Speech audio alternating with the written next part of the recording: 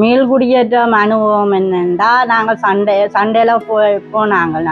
அதுக்கு பிறகு நாங்கள் 2010 மீள்குடியேற்றம் வந்து வீடு இல்லாம சிரமப்பட்டு ஓஎம்ஏ கட்டி அந்த ஒரு தற்காலிக வீட்டில இருந்துதான் நான் இப்படி இருந்து எங்களுக்கு என்னையும் ஊக்குவித்ததுன்னு சொன்னா சுகந்தி அக்கா இந்த இமேக்குலேட்டா அப்படி ஒரு ரீதியில அவ வளமைய எப்படி பெறணும் எப்படி அனுபவிக்கணும்ன்றதுக்காண்டி என்னது ஒரு தலைமைத்துவத்தை தந்து அந்த தலைமைத்துவத்திலேருந்து நான் இப்போ வளர்ந்து கொண்டு இருக்கிறேன். அதுதான் எங்களோட மீள்குடியேற்றம் எப்படி வளர்ந்து வருதுன்றதை தெரியும். தொழில் வாய்ப்பு என்னண்டா நான் வலை பின்னுவேன்.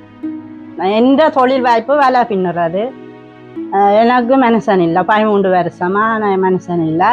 நான் வலை பின்னித்தான் சேவிக்கிறேன். நான் தைப்பேன். டெய்லி வலை பின்னுவேன்.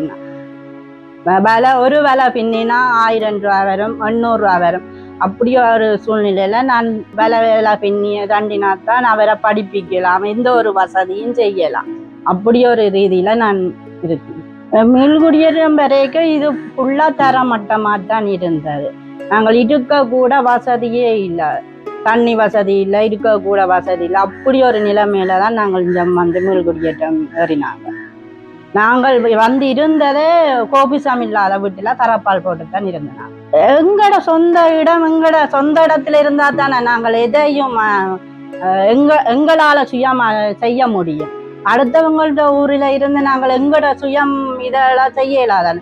எங்கட ஊரில் இருந்தா தான் எங்கட தொழிலை செய்யலாம். அடுத்தவன் ஊரில் இருந்தா அந்த தொழில் எங்களுக்கு தெரியாதான்.